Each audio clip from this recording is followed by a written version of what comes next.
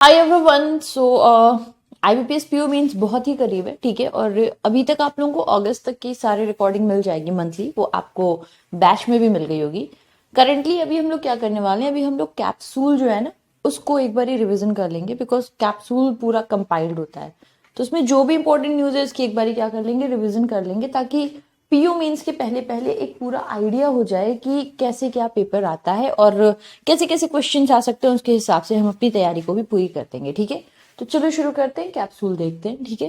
Capsule में आप लोग जब जाओगे ना, तो ये देखो ऐसे इस तरीके से कुछ है। पहले पहले आप लोगों को काफी सारी चीजें मिलेंगी, ठीक है। और मैं जिस पेज पर हूँ ना, ये देखो, तो मैं जिस पेज पर हूँ बेटा, अभी मैं आपकी 18th पेज पर हूँ, ठीक है। ये मीन्स की हमारी कैप्सूल है IBPS PO के लिए, इसकी 18th पेज पर मैं सीधा आ गई हूँ। बाकी आप लोगों को कुछ क्वेश्चंस वगैरह मिलेंगे, वन लाइनर्स टाइप के हैं, ठीक है। एंड इसके अलावा कुछ आप लोगों को इंपॉर्टेंट डेज मिल जाएंगे, वो भी आप लोग एक दफे देख लेते हो, ठीक है। तो इंपॉर्टेंट डेज का भी आप लोगों को थोड़ा आइडिया हो जाएगा, क्या क्या कैसे कैसे।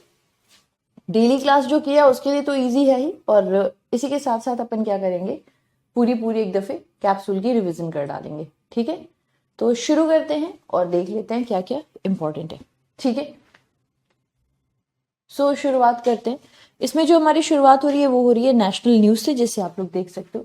तो सबसे पहला क्या है कि प्रधानमंत्री मोदी जी ने इनॉग्रेट किया था इंडिया का लॉन्गेस्ट सी ब्रिज मुंबई में, ठीक है। ये एक ambitious Mumbai trans harbour link. अच्छा, MTHL का फुल फॉर्म भी आप लोगों से पूछ सकता है, तो वो भी जरा एक पॉइंट आप लोग याद रखिएगा कि इसका जो फुल फॉर्म है वो क्या है, that is Mumbai trans harbour link infrastructure project. इसका इनॉग्रेशन किया गया था प्रधानमंत्री मोदी जी के द्वारा 12 जनवरी को, ठीक है। इसका जो वो है, मतलब सॉरी, इसकी अगर हम लोग बात करते हैं तो ये स्पैन कर रहा है 22 किलोमीटर तक, और ये इंडिया का लॉन्गेस्ट और विश्व का 12th लॉन्गेस्ट सी ब्रिज है, ठीक है। जो प्रोजेक्ट है इसमें फीचर करेगा अप्रोक्सीमेटली 22 किलोमीटर लॉन्ग 6 टियर 3+3 लेन 2 इमरजेंसी लेन ब्रिज, जो कनेक्ट करेगा शिवड़ी को मुंबई सिटी में और नावा ऑन द मेनलैंड। इसको कंस्ट्रक्ट कितने में किया गया, ये थोड़ा सा इंपॉर्टेंट है, क्वेश्चन बन सकते हैं कि आखिर में इसका जो कंस्ट्रक्शन हुआ है वो कितने में हुआ है।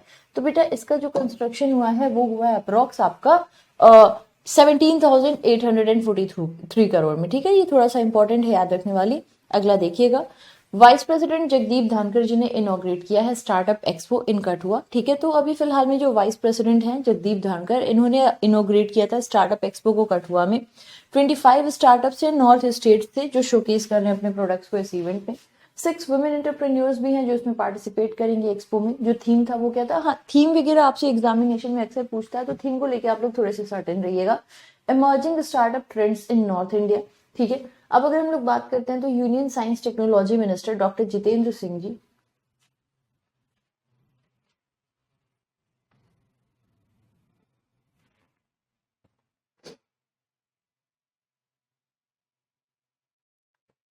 हाँ, तो अब अगर हम लोग बात करते हैं इसकी, ओके, तो union science technology minister doctor Jitendra Singh ji ने बताया कि ये सिग्निफिकेंट डेवलपमेंट है जो स्टार्टअप्स में हुआ है पिछले 9 सालों में। बेसिकली हमारे वहाँ पे स्टार्टअप इंडिया स्कीम की लॉन्चिंग की गई थी, और लगातार स्टार्टअप्स के लिए बहुत सारे स्टेप्स लिए गए। तो उन्होंने इस चीज को भी बोला है कि ये कहीं ना कहीं एक हमारे लिए ग्लोरीफाइंग बात है, सिग्निफिकेंट की बात है कि इनकी जो ग्रोथ है वो बहुत ही तेजी रही है।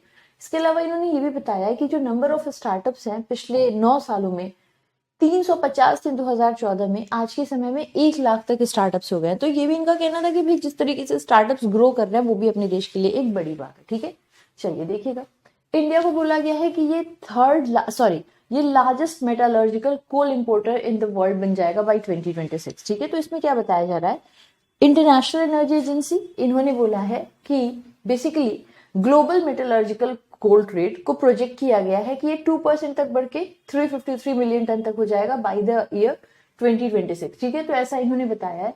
अब इसमें इन्होंने ये भी एक बात बताई है कि जो इंक्रीज है इंडिया के मेटलर्जिकल कोल इंपोर्ट में, ये एंटिसिपेट किया जा रहा है ड्रिवन रहेगी बाय ग्रोन इंडस्ट्रियलाइजेशन। अब भारत के अंतर्गत बोला जा रहा है कि जो इंपोर्ट है ये काफी तेजी से बढ़ने वाली है, बिकॉज भारत में इंडस्ट्रियलाइजेशन, जैसे अभी आपने देखा ये स्टार्टअप्स वगैरह बढ़ रहे हैं, तो वो एक रीजन होगा, ठीक है। और साथ ही साथ में स्टील का कंजम्पशन भी कहीं ना कहीं ज्यादा होगा। तो आईईए ने प्रोडक्ट किया है कि जो राइजिंग इंपोर्ट है अदर कंट्रीज से, वो एक डिक्लाइन देखने को मिलेगा उसमें मेटलर्जिकल कोल इंपोर्ट्स में चाइना में बाई अप्रोक्सीमेटली 28 MT।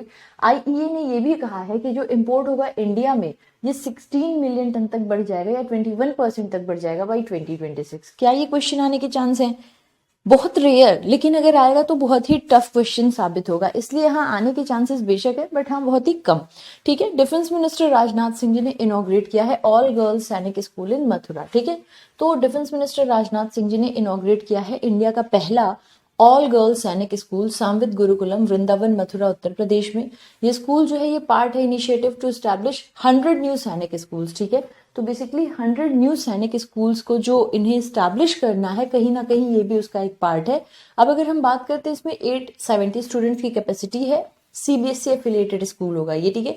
मकसद क्या होगा? यही होगा कि क्वालिटी एजुकेशन प्रोवाइड कर सके। बड़ी बात क्या है, जनरली सैनिक स्कूल को आप लोग देखोगे तो सैनिक स्कूल में लड़के ही जाया करते थे, है ना। ये एक ऑल गर्ल्स सैनिक स्कूल है जो मथुरा में शुरू किया गया है, और इनका मोटिव क्या है कि ऐसे 100 स्कूल की ओपनिंग की जाए, ठीक है। नेक्स्ट, यूनियन कैबिनेट लीड की जा रही है, जिसको प्रधानमंत्री मोदी जी के द्वारा इन्होंने डिजिग्नेशन दिया है अयोध्या एयरपोर्ट इंटरनेशनल एयरपोर्ट की तरह, और साथ ही साथ में इसका नाम महर्षि वाल्मीकि इंटरनेशनल एयरपोर्ट भी कर दिया गया है, ठीक है। तो आप लोग देख सकते हो बेसिकली क्या है कि जो कैबिनेट मंत्रालय कैबिनेट है, इन्होंने अभी बोला है कि अयोध्या एयरपोर्ट को इंटरनेशनल एयरपोर्ट का दर्जा दे दिया जाए, साथ ही साथ में इसका नाम महर्षि वाल्मीकि इंटरनेशनल एयरपोर्ट अयोध्या धाम रहेगा। कहीं ना कहीं ये इकोनॉमिक पोटेंशियल जो है अयोध्या की, उसको क्या कर रहा है, उसको और ज्यादा स्ट्रेंथन कर रहा है। अगर आप लोग खुद देखो, अयोध्या आज से कुछ समय पहले तक उतना मतलब हाइप पर था, लोग जानते थे, पर उस तरीके से नहीं था जितना अब हो गया है, क्योंकि वहां पर ये राम मंदिर जब से हुई है तब से बहुत ज्यादा टूरिज्म भी बढ़ गया है, लोगों का आवागमन बढ़ गया, लोगों में ज्यादा इसके बारे में अवेयरनेस है। तो सब कुछ ध्यान में रखते हुए इन्होंने इसको नया नाम दे दिया है एयरपोर्ट को, और इंटरनेशनल एयरपोर्ट का भी दर्जा दे दिया है, ठीक है। एयरपोर्ट का जो नेम है ये ऑनर करेगा महर्षि वाल्मीकि जी को। अगला देखिएगा, कैबिनेट ने अप्रूव कर दिया है ओवर आर्किंग स्कीम पृथ्वी विज्ञान, ठीक है, मिनिस्ट्री ऑफ अर्थ साइंस की। तो जो हमारी कैबिनेट है, इन्होंने अभी फिलहाल में क्या किया है, पृथ्वी, ठीक है, पृथ्वी का आप लोग देख सकते हो, पृथ्वी विज्ञान, ओके। तो इस पृथ्वी स्कीम को इन्होंने जो है अप्रूवल दे दिया है, 2021 से 26 तक रहेगा, और इसके लिए जो बजट है ये 4797 करोड़ का है। कॉम्प्रिहेंसिव स्कीम है जिसमें 5 सब स्कीम्स रहेंगे, atmosphere climate research modelling observing system और services across ocean services modelling application resources and technology O smart polar science cryosphere research PACER seismology and geo sciences SAGE and research education training and outreach, ठीक है। तो इसमें 5 सब schemes हैं, और इस 5 सब स्कीम के फुल फॉर्म या इनके नाम याद रखना आपके लिए बहुत इंपॉर्टेंट है, ठीक है। कब से कब तक के लिए दिया गया है? इसको दिया गया है 2021 से 26 तक के लिए अप्रूवल, और इसके लिए जो एलोकेशन किया गया है ये कितना है, ये है 4797 करोड़ रुपीस की। तो अब देख सकते हो आप लोग, इसके अंदर जो भी 5 सब स्कीम्स हैं, ओवरऑल ये लोग क्या करना चाहते हैं, रिसर्च टेक्नोलॉजी, चाहे जियो साइंस की बात करें चाहे ओशन की बात करें, उसको और बेहतर करने के लिए इस स्कीम को लॉन्च करा गया है, ठीक है। स्वामित्व स्कीम को बेस्ट इनोवेशन अवार्ड दिया गया है innovation sandbox presentation during public policy dialogue 2024 at Indian School of Business Hyderabad, ठीक है। तो ये स्वामित्व स्कीम आप लोग देख सकते हो, इनको जो है अवार्ड दिया गया था बेस्ट इनोवेशन अवार्ड, किसके लिए, innovation sandbox presentation public policy dialogue के दौरान, ठीक है। तो मिनिस्ट्री ऑफ पंचायती राज ने प्रेजेंट किया था अपना digital transformation initiative land governance through Svamitva scheme innovation sandbox and first prize इन्होंने जीता अपने एफर्ट्स के लिए। ये जो रिकॉग्निशन है इसको अवार्ड किया गया था पब्लिक पॉलिसी डायलॉग कॉन्क्लेव के दौरान, किसके द्वारा दिया गया था, भारतीय इंस्टीट्यूट ऑफ पब्लिक पॉलिसी, ठीक है। कहाँ, Indian School of Business Hyderabad में। प्रेजेंटेशन ने हाईलाइट किया था कैसे स्टेट्स को डिजिटलाइज किया जाएगा लैंड गवर्नेंस सिस्टम और ट्रांसपेरेंसी एफिशिएंसी के साथ, ठीक है। तो इन्होंने डिजिटलाइज करने को बताया कि जो स्टेट्स हैं किस तरीके से ये पूरा जो लैंड सिस्टम है उसको कैसे डिजिटाइज करने वाले हैं, किस तरीके से उसको और ज़्यादा ट्रांसपेरेंट और एफिशिएंट मैनर में लेकर आने वाले हैं। ये जो इनकी प्लानिंग थी, जो प्रेजेंटेशन थी, उसको ही अवार्ड दिया गया। किसने अवार्ड दिया है, तो ये अवार्ड दिया गया है भारतीय इंस्टीट्यूट ऑफ पब्लिक पॉलिसी के द्वारा। इंडिया ने स्टार्ट किया है 4 year term as UN stats commission member. अब ये सब इंपॉर्टेंट होता है बेटा, ठीक है। तो इंडिया को आप लोग देख सकते हो, इन्होंने अपना 4 year term member of United nation stats commission की तरह से क्या किया है, स्टार्ट किया है। और साथ ही साथ में इन्होंने जो इलेक्शन था ये अप्रैल में जीते थे, उसके बाद से इन्होंने ये स्टार्ट किया अभी फिलहाल में, जैसे आप लोग देख सकते हो। नो अपार्ट फ्रॉम दिस अगर हम लोग देखते हैं तो ये जो पीरियड है ये 24 मेंबर बॉडी इसमें नए नॉर्म्स को लेकर के आएंगे। नेशनल अकाउंट की बात करें, इंडिया की जीडीपी कैलकुलेशन, तो इसमें ये नई नई चीजों को किया जाएगा कि जीडीपी के कैलकुलेशन के और क्या तरीके हैं, और मतलब उससे रिलेटेड बहुत चीजों को और लाया जाएगा। यूएन स्टैट्स कमीशन इस्टेब्लिश हुई थी 1947 में। ये हाईएस्ट ग्लोबल स्टैट्स बॉडी है। स्टैटिस्टिकल का क्या मतलब होता है कि स्टैट्स निकालना, डेटा तैयार करना, है ना। इंडिया लास्ट टाइम इसकी जो मेंबर थी वो 2004 में थी, और इस कमीशन का हेड ऑफिस है न्यूयॉर्क में। ये सारे के सारे पॉइंट्स इंपॉर्टेंट है। सीधा क्वेश्चन आता है हेड ऑफिस का, तो वो क्वेश्चन आने के चांस बहुत हैं, ठीक है। चलो, NSPAAD ने लॉन्च किया है mobile app report fish disease to monitor fish diseases, ठीक है। तो यहाँ आप लोग देख सकते हो कि जो national surveillance programme for aquatic animal diseases यानी NSPAAD है, इन्होंने लॉन्च किया है report fish disease mobile app, ताकि फिश डिजीज को क्या कर सके, मॉनिटर कर सके, जैसे भी जो भी डिजीजेस हो। अब इस ऐप में प्रोवाइड किया जाएगा फिश फार्मर्स को इजी और इफेक्टिव वे, जैसे कोई भी कहीं फार्म है, किसी की फिश है जिसको कोई डिजीज है, तो उनको इजी और इफेक्टिव चीजें बताई जाएंगी कि कैसे वो लोग मतलब उससे छुटकारा पा सकते हैं, कैसे वो लोग सेफ्टी रख सकते हैं। इसको डेवलप किया गया है ICAR NBFGR के द्वारा central institute of fisheries technology के साथ मिलकर के। प्रधानमंत्री मोदी जी ने रिलीज की है पहली इंस्टॉलमेंट PM जनमन 1 लाख बेनिफिशियरीज की, ठीक है। तो बेसिकली प्रधानमंत्री मोदी जी ने पहली इंस्टॉलमेंट दी है 540 करोड़ से लेकर की 1 लाख बेनिफिशियरीज को प्रधानमंत्री आवास योजना ग्रामीण अंडर प्रधानमंत्री जनजातीय आदिवासी न्याय अभियान, ठीक है। तो जो भी जनजातीय न्याय आदिवासी अभियान है, इसके अंतर्गत आवास योजना ग्रामीण की पहली इंस्टॉलमेंट अभी फिलहाल में इन्होंने रिलीज करी है 540 करोड़ 1 लाख बेनिफिशियरीज के लिए।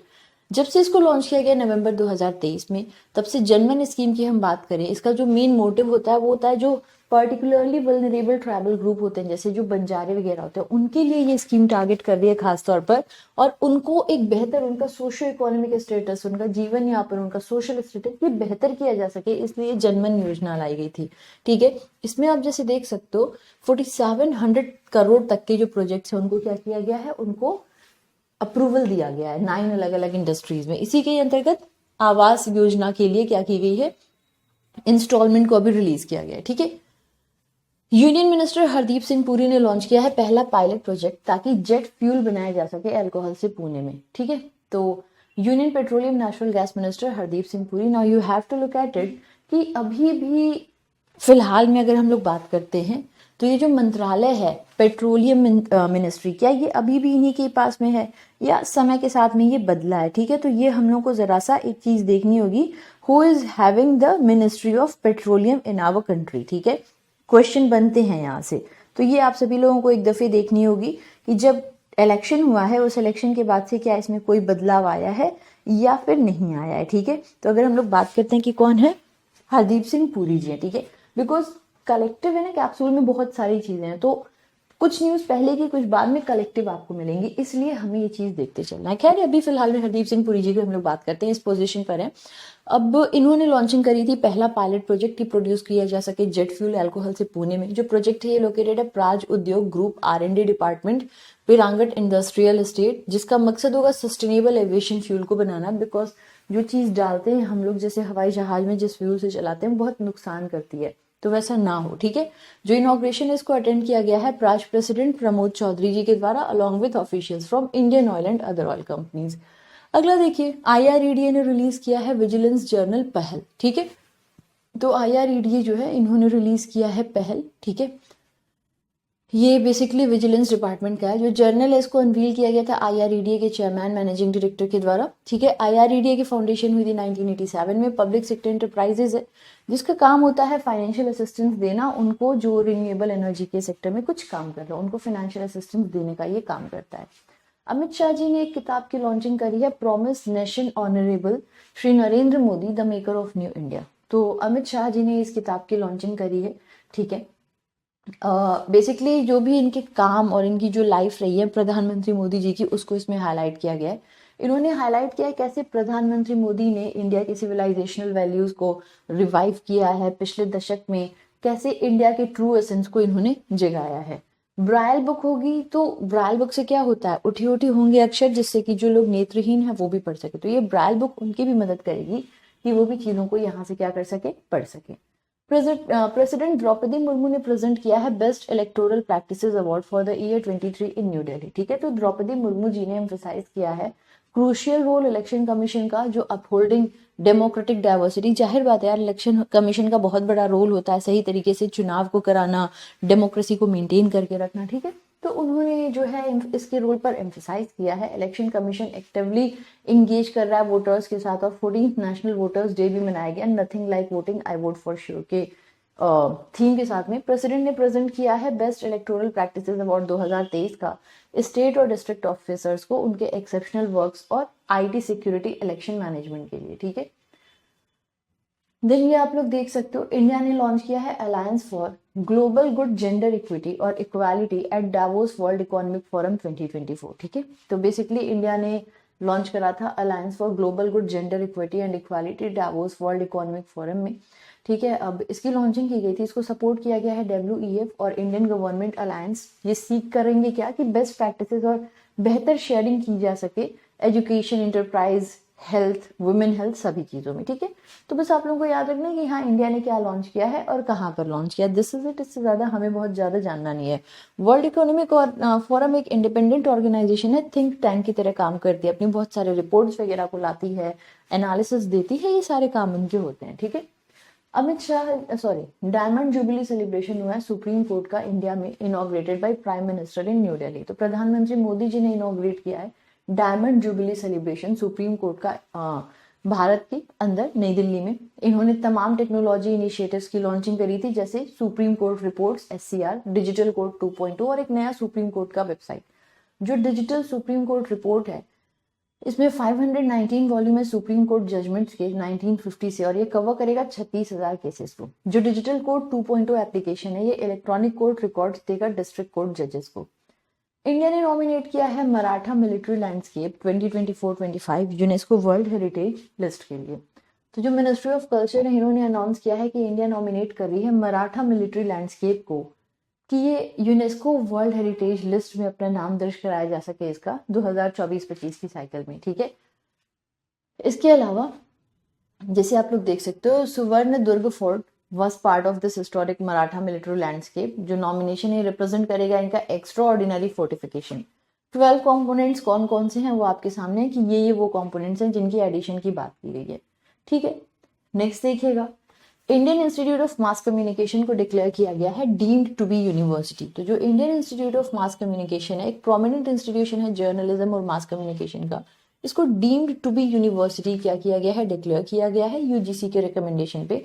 डीम्ड टू बी यूनिवर्सिटी का मतलब होता है कि कंसिडर की जा सकती है university. It is not a complete university but it can be considered as a university. ठीक है, ये जो डिक्लेरेशन ये अप्लाई किया जाएगा Indian Institute of Mass Communication Nai Delhi में, साथ ही साथ इसके जो 5 रीजनल कैंपसेस हैं, जम्मू, अमरावती, कोट्टायम, देहनकनाल, इन सब पे भी क्या किया जाएगा, इसको अप्लाई किया जाएगा। ठीक है, एजवाल। ठीक है, इन सब जगहों पर CMFRI। ठीक है, तो Indian council for agricultural research institute ने एक MOU की साइनिंग करी है, जैसे आप लोग देख सकते हो अभी फिलहाल में। तो क्या लिखा हुआ है कि Indian council of agricultural research institute ने एक पायनियरिंग एग्रीमेंट किया है स्टार्टअप के साथ में, ताकि लैब ग्रोन फिश मीट को डेवलप किया जा सके। तो जो central marine fisheries research institute है कोची में, इन्होंने पार्टनरशिप की है नीट मीट बायोटेक के साथ। एक स्टार्टअप है जो फोकस करती है मीट कल्टीवेट करने पे। ठीक है, इस पूरी फील्ड में, ठीक है, मीट को ऐसे कल्टीवेट करने में, लैब ग्रोन मीट में जो टॉप पर है नेशन वो है इजराइल, उसके बाद में सिंगापुर और फिर US। ठीक है, नेक्स्ट देखिए, union minister G Kishan Reddy ने ले किया है फाउंडेशन स्टोन कंट्री की पहली digital national museum of epigraphy in Hyderabad. ठीक है, तो union culture minister G Kishan Reddy की हम बात करें, इन्होंने फाउंडेशन स्टोन डाली इंडिया की पहली डिजिटल नेशनल म्यूजियम एपिग्राफी। कहाँ पर, Salar Jung museum in Hyderabad. Archaeological survey of India setup कर रहा है म्यूजियम, जो फीचर करेगा लगभग 1 लाख एंशिएंट इंस्क्रिप्शन तमाम लैंग्वेजेस और टाइम पीरियड से। Last year union finance minister Nirmala Sitharaman ने अनाउंस किया था क्रिएट किया जाएगा Bharat Shri. No, the full form of Bharat Shri is very important. It is Bharat shared repository of inscription. ठीक है, जो फोकस करेगा digitisation of 1 lakh ancient inscription. ठीक है, तो जो भी एंशिएंट इंस्क्रिप्शन है उसको डिजिटाइज करके और यहाँ पर शोकेस किया जाएगा, कहाँ, भारत श्री में। भारत श्री बहुत ही ज्यादा इंपॉर्टेंट है, याद रखने वाली चीज, ठीक है। अच्छा, यहाँ पे हम लोगों ने क्या देखा, यहाँ पे हमने देखा कल्चर मिनिस्टर और लिखा हुआ था जी किशन रेड्डी। तो आई विल ऑलवेज से कि यहाँ इन लोगों के नाम को पढ़ने के बाद उसके बाद एक बार क्रॉस चेक करना is one of the utmost important thing, ठीक है। हालांकि अगर हम लोग अभी बात करें तो क्या G Kishan Reddy is again is currently the minister of culture, Gajendra Singh Shekhawat ji हैं मिनिस्टर ऑफ कल्चर। तो वो जरा पॉइंट हम लोगों ने याद रखना है, ठीक है। गजेंद्र सिंह शेखावत जी हैं, इनको आप लोग जरा ध्यान रखिएगा, ओके। कुछ हो रहा है क्या?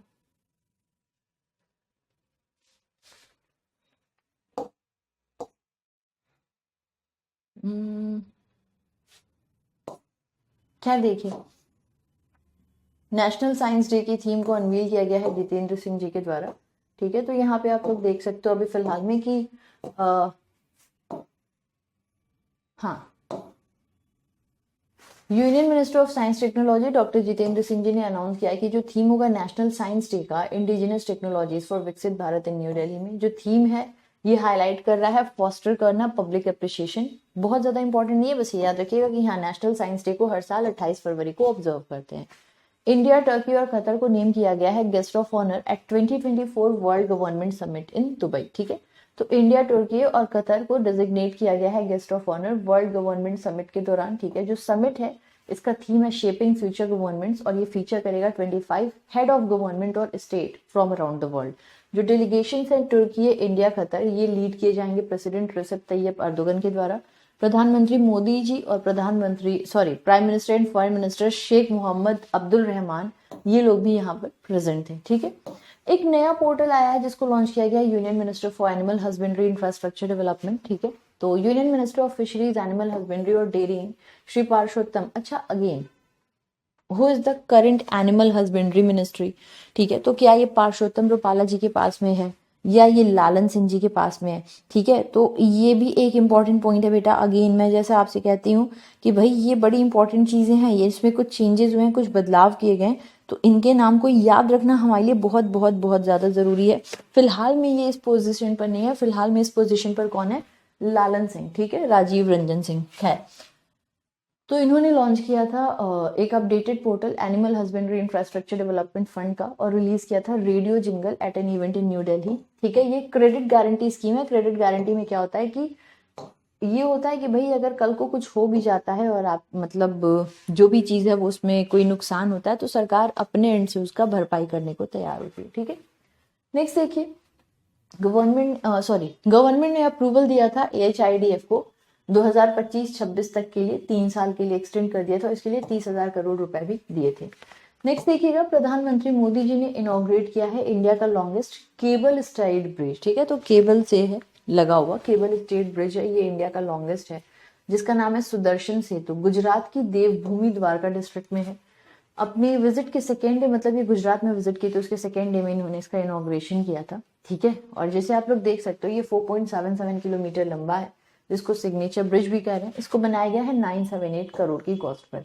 कहाँ पर है, क्या नाम है, कितना लगा है इसमें कॉस्ट और कितनी इसकी लेंथ है, ये 3-4 चीजें इंपॉर्टेंट है, ठीक है। अगला देखिए, Establishing the foundation for sustainable steel production, the Union Minister of Steel inaugurate India's first green hydrogen plant in stainless steel sector. तो 4 मार्च 2024 को यूनियन मिनिस्टर फॉर स्टील और civil aviation Jyotiraditya Scindia, again is he having the same thing, क्या minister of aviation अभी इनके पास में है या किसी और को दिया जा चुका है, ठीक है। तो ये जरा आप लोग देखिएगा आफ्टर दिस सेशन, ठीक है। तो खैर, union minister for civil aviation Jyotiraditya Scindia ने वर्चुअली इनॉग्रेट किया था पहला green hydrogen plant stainless steel sector का। ऐसे क्वेश्चंस बनते हैं एग्जाम में ज्यादा। ये किया गया था हिसार में। इसके इनॉग्रेशन को अटेंड किया गया था secretary ministry of steel Nagendra Nath ji के भी द्वारा, ठीक है। प्रधानमंत्री मोदी जी ने इनॉग्रेट किया इंडिया का पहला under water metro rail service Kolkata में।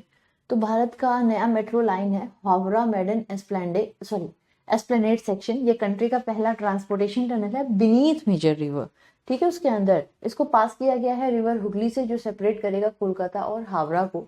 हावड़ा मेट्रो स्टेशन जो है ये पार्ट है नई लाइन का और इंडिया की डीपेस्ट मेट्रो स्टेशन भी ये है, ठीक है। नेक्स्ट देखिएगा सभी। हाँ, तो प्रधानमंत्री मोदी जी ने पहला नेशनल क्रिएटर अवार्ड की पेश किया था भारत मंडपम में।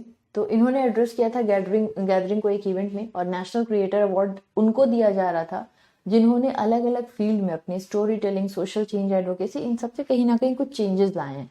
इस अवार्ड को डिजाइन किया गया है एक लॉन्च पैड की तरह, ताकि क्रिएटिविटी को और ज्यादा बेहतरी दी जा सके अपने देश में। इंडिया जो है ये सेकेंड लार्जेस्ट मैन्युफैक्चरर बन गया है विश्व भर में मोबाइल फोन का by the end of 2014 to 24 decade.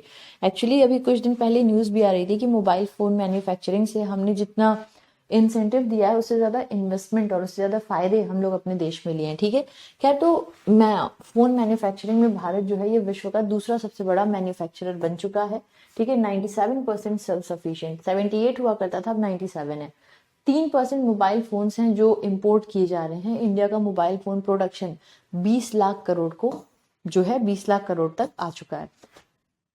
प्रधानमंत्री मोदी जी ने लॉन्च किया है पीएम सूरज नेशनल पोर्टल। तो इन्होंने प्रधानमंत्री सामाजिक उत्थान रोजगार आधारित जन कल्याण सूरज पोर्टल को इंट्रोड्यूस किया था, और साथ ही साथ में अप्रूव किया था क्रेडिट असिस्टेंस 1 लाख इंटरप्रेन्योर्स के लिए डिसएडवांटेज कम्युनिटीज से। एडिशनली प्रधानमंत्री मोदी जी ने डिस्ट्रीब्यूट किया था आयुष्मान हेल्थ कार्ड और पीपीई किट्स सीवर और सेप्टिक टैंक वर्कर्स को national action for mechanised sanitation ecosystem. Namaste scheme, इसका फुल फॉर्म याद रखना आप लोगों को। ठीक है, चलो, इंडिया होस्ट करने वाला आईटीयू का प्रेस्टिजियस टेलीकम्युनिकेशन स्टैंडर्डाइजेशन असेंबली अक्टूबर 15 से 24 तारीख तक। ठीक है, तो ये WTSA ITU का होता है, इसको इंडिया होस्ट करेगा। ठीक है, इसको प्रीसीड किया जाएगा ग्लोबल स्टैंडर्ड सिंपोशियम, 8वां एडिशन है IMC, जो को होस्ट किया जा रहा है डिपार्टमेंट ऑफ टेलीकम्युनिकेशन का। ठीक है, खैर, कहाँ पर होगा? ये होगा नई दिल्ली में। इंडिया का मकसद है कि ये स्टैब्लिश कर सके पहली privately managed strategic petroleum reserve by 2029 to 30। तो भारत जो है अपने वहां पे एक private manage strategic petroleum reserve को अपने वहां पर स्टार्ट करेगा 2029-30 तक, और इसके साथ ही साथ में अलाउ करेगा ऑपरेटर को कि ये जो भी स्टोर्ड ऑयल है उसको क्या कर सके, उसको ये लोग ट्रेड कर सके। ठीक है, तो ये जो अप्रोच है ये कहीं ना कहीं जो मॉडल यूज किए जा रहे हैं जैसे जापान, साउथ कोरिया, उनकी तरह ये करेंगे कि मेजर ऑयल कंपनीज को परमिट किया जाएगा कि ये लोग क्रूड ऑयल को ट्रेड कर सकें। ठीक है, तो अभी हम लोग बहुत ज्यादा इंपोर्ट करते हैं या हमारी बहुत डिपेंडेंसी है, इस स्टोरेज से वो चीजें कुछ कम हो सकेंगी। ठीक है, इनिशियल फेज में Indian strategic petroleum reserve limited ये SPR क्रिएट करेगा underground unlined rock cavern for storing 5.33 million tonne of crude oil. ठीक है, 3 साइट्स पर, विशाखापट्टनम, मैंगलोर और पदूर में। ठीक है, इंडिया पोस्ट ने ओपन किया अपना तीसरा पोस्ट ऑफिस अंटार्कटिका में, इनॉग्रेट किए हैं नई फैसिलिटी को भारतीय स्टेशन पे। ठीक है, तो लगभग 4 दशक after the establishment of first post office in 1984 दक्षिण गंगोत्री, सेकेंड इन 1990 जो मैत्री स्टेशन पे है, एक नया पिन कोड MH1718 असाइन किया जा चुका है जो डेस्टिन्ड है अंटार्कटिका में। ठीक है, तो 4 दशक के बाद इन्होंने किया है। ठीक है, पहला पोस्ट ऑफिस 1984 में दक्षिण गंगोत्री में था, दूसरा था मैत्री स्टेशन पे, एक नया आ गया है और इनका जो पोस्ट जिसका पिन कोड याद रखिएगा MH1718। ठीक है, जो ओपनिंग है इस ब्रांच की वो कोइंसाइड कर रहा है 24th foundation day of national centre for polar and ocean research. Indian railway जो है ये अचीव करने वाला है 100% इलेक्ट्रिफिकेशन नेटवर्क। वैसे तो इनका जो एम है वो 2030 तक का है। ठीक है, इन्होंने कहा है by the end of 2023 making it world's largest green network. तो इंडिया ने कहा है कि अच्छा हाँ 2024 तक ये कंप्लीटली ब्रॉडगॉज करने वाले थे और कार्बन इमिशन फ्री होने वाले हैं 2030 तक है। तो अभी बताया गया है कि 2024-25 का जो इंटरिम बजट आया था उसमें इनको 6500 करोड़ रुपए एलोकेट किए गए थे ताकि एडिशनल इलेक्ट्रिफिकेशन प्रोजेक्ट्स को पूरे कर सकें। 2014 से लगभग 46,425 करोड़ रुपए खर्चे किए जा चुके हैं इनके इलेक्ट्रिफिकेशन एफर्ट्स में। ठीक है, करेंटली भी अगर हम देखते हैं तो लगभग 61,813 रूट किलोमीटर्स हैं ब्रॉडगॉज नेटवर्क के, या फिर 94% टोटल जिसको इलेक्ट्रीफाई किया जा चुका है। ठीक है, नेक्स्ट देखिएगा, president of India Shrimati Droupadi Murmu ने इनॉग्रेट किया है 2 दिन का होम्योपैथी सिंपोशियम नई दिल्ली में, वर्ल्ड होम्योपैथी डे अप्रैल 10, 2024।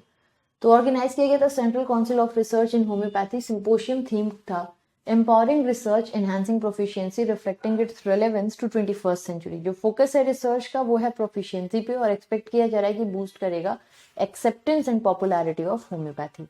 ठीक है, अब देखिए, for the first time 7 member of Shompen tribe, a particularly vulnerable group from great Nicobar island, voted in Andaman and Nicobar.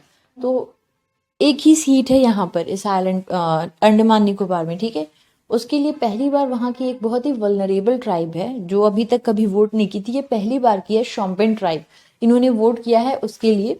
और इन्होंने सेल्फी भी ली थी आई वोट फॉर श्योर से, ठीक है, इस मतलब जो सेल्फी पॉइंट था उस पे।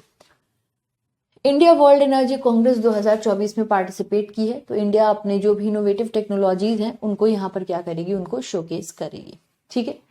नेक्स्ट देखिएगा, वही चीजें लिखी आप चाहो इसे पढ़ सकते हो एक दफे। नेक्स्ट देखिएगा जरा,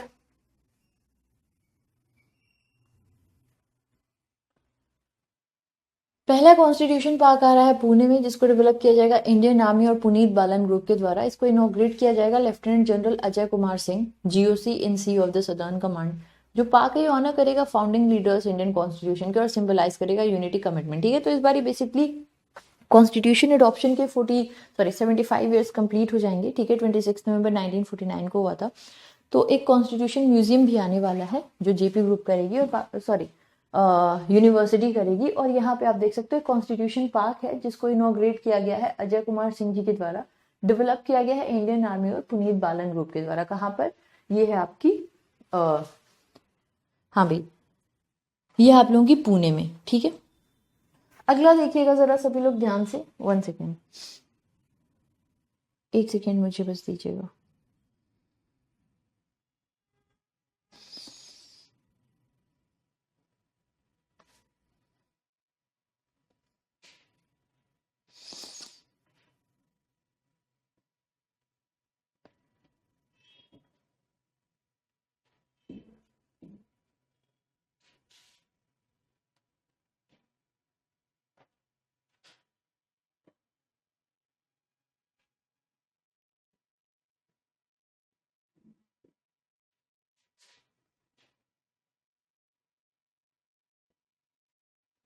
ओके चलो, अच्छा अभी हम लोग इसका पार्ट 1 कर रहे हैं, पार्ट 2 में आप लोगों को कल परसों तक वो भी प्रोवाइड कर दूंगी। खैर देखिएगा, तो इंटरनेशनल न्यूज़ पर आ जाते हैं।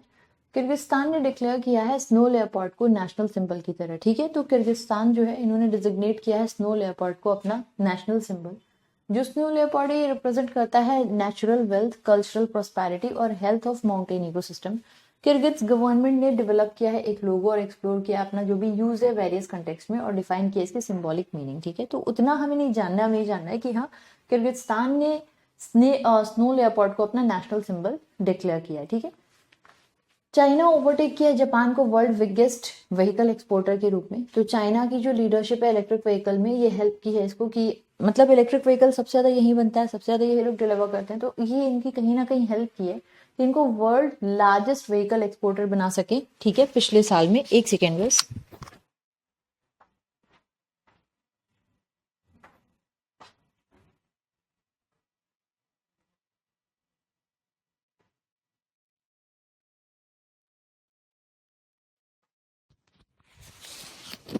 ओके। तो ये जो है ये सरपास करेगा जापान को वर्ल्ड लार्जेस्ट व्हीकल एक्सपोर्टर, ठीक है, लास्ट ईयर। चाइनीज कंपनीज जैसे कि बीवाईडी का aggressive pursuit EV, Japanese form जैसे टोयोटा, निसान, ठीक है, ये फोकस करते हैं हाइब्रिड पर।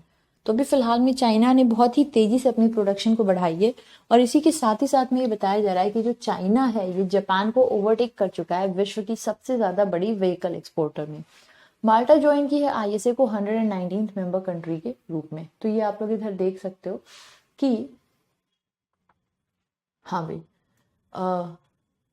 ये अभी फिलहाल में 119th मेंबर के रूप में ज्वाइन किए और आईएसए फ्रेमवर्क अग्रीमेंट को इन्होंने साइन किया है।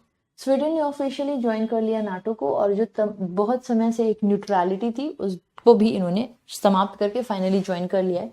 तो स्वीडन ने ऑफिशियली 32nd मेंबर के रूप में नाटो को ज्वाइन कर लिया है, ठीक है। और प्रेसिडेंट जो बाइडेन ने कॉन्ग्रेचुलेट किया है इस पर स्वीडन को कि वो इस अलायंस का अब एक हिस्सा बन चुका है, ठीक है।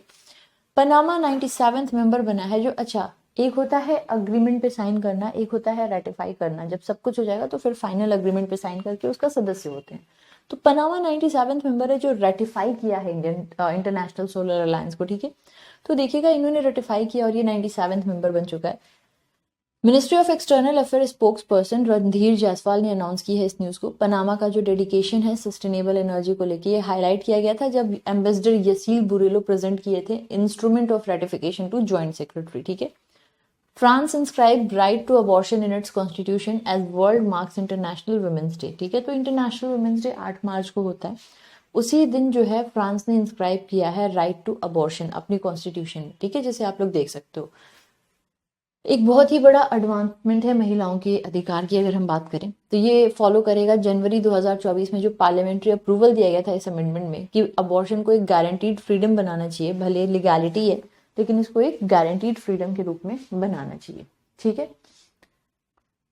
Next, Pokhara set to be designated as Nepal tourism capital. ठीक है, तो गवर्नमेंट ऑफ नेपाल ने ऑफिशियली नेम किया है पोखरा को गंडकी प्रोविंस की कंट्री का टूरिज्म कैपिटल के रूप में। जो अनाउंसमेंट है ये आया है Barahi Ghat near Phewa Lake, recognising Pokhara's excellence across 20 indicators. Ceremony के दौरान पोखरा टूरिज्म काउंसिल ने प्रेजेंट किया था मेमोरेंडम प्राइम मिनिस्टर को हाईलाइटिंग एरियाज फॉर डेवलपमेंट। ठीक है, तो बेसिकली इन्होंने क्या कहा है कि जो पोखरा, अक्सर लोग जाते हैं नेपाल में तो यहाँ जरूर घूमते हैं, इसको इन्होंने अपने वहां पर टूरिज्म कैपिटल दे दिया है। ठीक है।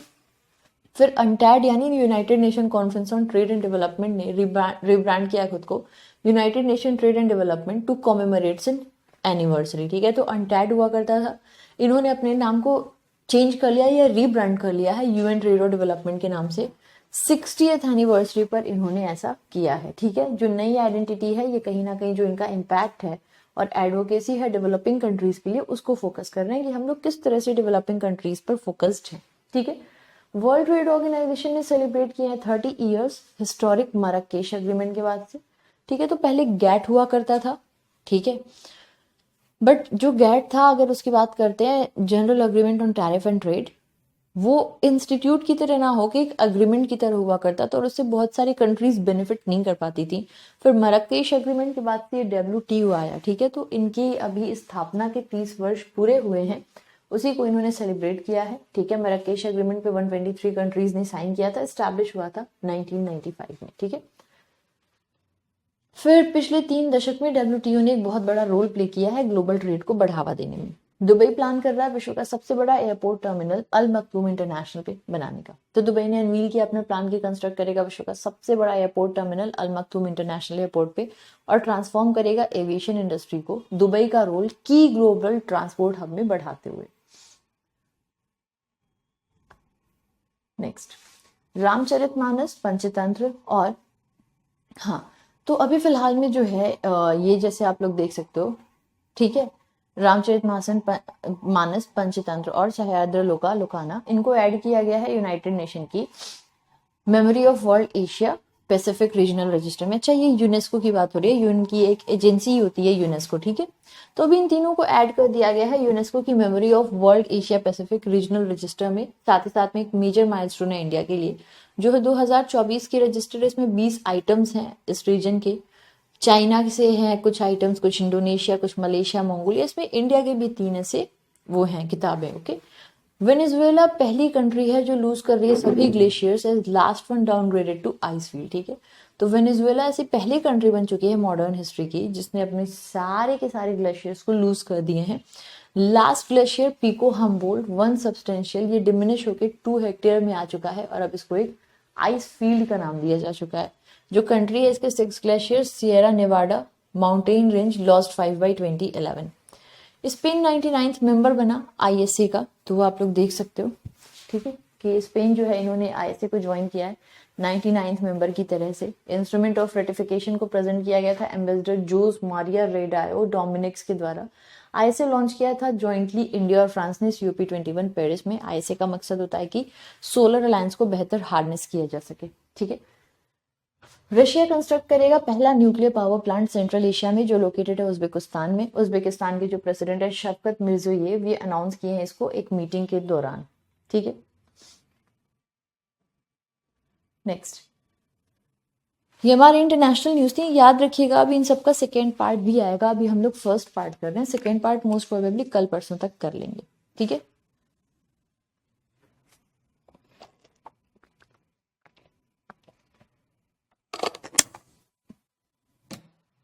देखिएगा जम्मू कश्मीर पहली यूनियन टेरिटरी बन गई है जिसने इम्प्लीमेंट किया है प्राइम मिनिस्टर विश्वकर्मा योजना को। ठीक है, तो जैसे आप लोग देख सकते हो जम्मू कश्मीर ऐसी पहली यूनियन टेरिटरी बनी है जिसने इम्प्लीमेंट किया है पीएम विश्वकर्मा योजना को। ठीक है, इस स्कीम की लॉन्चिंग की गई थी ministry of micro small medium enterprises. इसका मकसद होता है कि एम्पावर करे, सपोर्ट करे आर्टिसंस को कोलैटरल फ्री क्रेडिट। ठीक है, तो मतलब जो भी आर्टिसंस हैं ऐसे लोग, उन लोगों को बिना किसी चीज को गिरवी रखे हुए लोन देने का इनका अपना मोटिव होता है ताकि इनको सपोर्ट मिल सके। और ये इंक्लूड करता है certificate, ID card, recognition, basic advance training और साथ ही साथ में एक फ्री टूल किट इनको दिया जाएगा 15,000 रुपए का। हिमाचल प्रदेश की गवर्नमेंट ने नोटिफाई किया है granting scheduled tribe status to Hatti community. ठीक है, तो जो वहाँ पे हाथी कम्युनिटी है इनको एसटी का स्टेटस दे दिया जाएगा। हिमाचल प्रदेश ने अभी डिसाइड किया है। ये मूव जो है, ये जो भी प्रोटेस्ट हो रहे थे हाथी कम्युनिटी से कि इम्प्लीमेंट क्यों किया जा रहा है कॉन्स्टिट्यूशन के scheduled tribe order second amendment को, उसके बाद से जो है फिर फाइनल इन्होंने अपनी तरफ से अलाउ कर दिया है। वेस्ट बंगाल ने ज्योग्राफिकल इंडिकेशन टैग सिक्योर किया है सुंदरबन हनी, ब्लैक नूनिया राइस, टंगेल, गोरोड और कड़ियाल साड़ीज के लिए। किसने? वेस्ट बंगाल ने। ठीक है, अभी फिलहाल में जीआई एंड बियॉन्ड करके एक वो भी हो रही थी, मिनिस्ट्री ऑफ टेक्सटाइल ने एक कन्वेंशन भी की थी, वो भी याद रखिएगा। National youth festival Nashik Maharashtra में हुआ, तो 27वां national youth festival Nashik Maharashtra में हुआ था। National youth day Swami Vivekananda ji के बर्थडे पे मनता है 12 जनवरी को। ठीक है, इस साल फेस्टिवल का थीम था माई भारत विकसित भारत। अगला देखिएगा, मयूरभंज रेड आंट चटनी ओडिशा में, इनको भी जीआई टैग दिया गया। अब आप लोग इसको पढ़ लीजिएगा कि मतलब दिया गया है जीआई टैग। बेसिकली कोई प्रोडक्ट कहीं का फेमस होता है तो उसको वो टैग दे दिया जाता है कि हाँ ये यहाँ की स्पेशलिटी है, इस रीजन में ये बनता है, तो उसको फेमस करने के लिए और उसकी ज्योग्राफिकल इंपॉर्टेंस जो है उसको ध्यान में रखते हुए ये टैग देते हैं। मुंबई ट्रांस हार्बर लिंक, जिसको अटल सेतु भी कहते हैं, ये इंडिया का लॉन्गेस्ट सी ब्रिज है। ये शेड्यूल किया जा रहा है, इनॉग्रेट किया जाएगा पीएम मोदी के द्वारा। अच्छा, ये तो अभी हम लोगों ने करी ही थी, है ना। महाराष्ट्र का पेंच टाइगर रिजर्व पहला डार्क स्काई पार्क बन गया है। तो पेंच टाइगर रिजर्व महाराष्ट्र का है, इसको डेजिग्नेट किया गया इंडिया का पहला डार्क स्काई पार्क और 5th इन एशिया। जो स्टेटस है ये इंटेंडेड है कि प्रोटेक्ट करेगा नाइट स्काई को लाइट पोल्यूशन से और एक आइडियल लोकेशन हो जाएगा एस्ट्रोनॉमी एंथुजियास्ट के लिए। ठीक है, चलिए खैर अगला देखिएगा, आंध्र प्रदेश के सीएम जगन ने अनवील। अच्छा, अभी आंध्र प्रदेश के सीएम भी कौन है तो हम लोग धीरे धीरे पढ़ते चलेंगे क्योंकि ये फर्स्ट पार्ट है ना, तो फर्स्ट पार्ट में जनवरी से कवर्ड है न्यूज, इसलिए अब जब सेकेंड पार्ट में आएंगे तो सब अपडेटेड नेम्स हमें मिलेंगे, घबराइएगा नहीं, बस सेकेंड पार्ट को आपको देखना होगा जरूर। तो देखिए, आंध्र प्रदेश के सीएम ने अनवील किया था 125 फीट स्टैच्यू अम्बेडकर का विजयवाड़ा में। ठीक है, तो इन्होंने डॉक्टर अम्बेडकर जी का विजयवाड़ा में स्टैच्यू अनवील किया था। टोटल हाइट है 206 फुट और 81 फुट पेडेस्टल है। इसको कंस्ट्रक्ट किया गया है 404 करोड़ में। इसका नाम दिया गया स्टैच्यू ऑफ सोशल, जैसे statue of unity Patel Vallabh भाई पटेल जी की वो है स्टैच्यू है, वैसे इसका नाम क्या है? इसका नाम है स्टैच्यू ऑफ सोशल जस्टिस। ठीक है, स्टेट गवर्नमेंट ने डिस्क्राइब किया इसको एक tallest non religious statue project की तरह। गोले मेला फेस्टिवल जगन्नाथ टेम्पल में सेलिब्रेट किया गया। तो जम्मू कश्मीर गोले मेला फेस्टिवल जगन्नाथ टेम्पल में सेलिब्रेट किया गया, बहुत सारे डिवोटीज पार्टिसिपेट किए। फेस्टिवल ट्वाइस होता है एनुअली और ये मार्क करता है बिगिनर, लॉन्गर डेज और शॉर्टर नाइट्स का। ठीक है, 2 एंशियंट जगन्नाथ टेम्पल है इंडिया में, एक पूरी ओडिशा में और दूसरा उधमपुर जम्मू कश्मीर में। अच्छा, जब जगन्नाथ टेम्पल सुनते हैं तो हम लोग वैसे ही पूरी ही अनुमान लगाते हैं, लेकिन ये जम्मू कश्मीर वाले की बात हो रही थी तो ये थोड़ा सा इंपॉर्टेंट बन जाता है ना।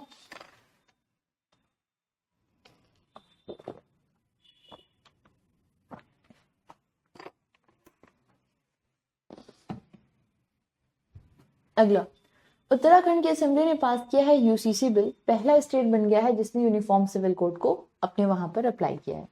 छत्तीसगढ़ की बीजेपी गवर्नमेंट ने इंट्रोड्यूस किया है महतारी Vandana Yojana, monthly cash assistance scheme, महतारी Vandana Yojana for married women. ठीक है, 1 मार्च को इन्होंने इसकी जो है इम्प्लीमेंटेशन करी है, जिसमें 12,000 एनुअली दिया जाएगा मैरिड वुमेन को, 1,000 महीना इंस्टॉलमेंट दिया जाएगा इनको। ठीक है, महाराष्ट्र की गवर्नमेंट लॉन्च कर रही है चीफ मिनिस्टर वयोश्री योजना। तो महाराष्ट्र सरकार ने इंट्रोड्यूस किया है मुख्यमंत्री वयोश्री योजना, जिससे कि बेनिफिट करेंगे लगभग 15 lakh seniors with disabilities. Okay, Assam designate किया गया Kaji Nemu lemon as official state food to promote local agriculture. तो असम ने क्या किया है, जो इनका काजी नींबू होता है, इसको इन्होंने क्या किया है, डेजिग्नेट किया है स्टेट फूड की तरह से, ताकि अपने वहाँ की जो इसकी लोकल खेती होती है उसको बढ़ सके। इसको ऑलरेडी जीआई लेवल मिल चुका है, अब इसको और ज्यादा बढ़ावा देने के लिए ये स्टेप लिया गया है।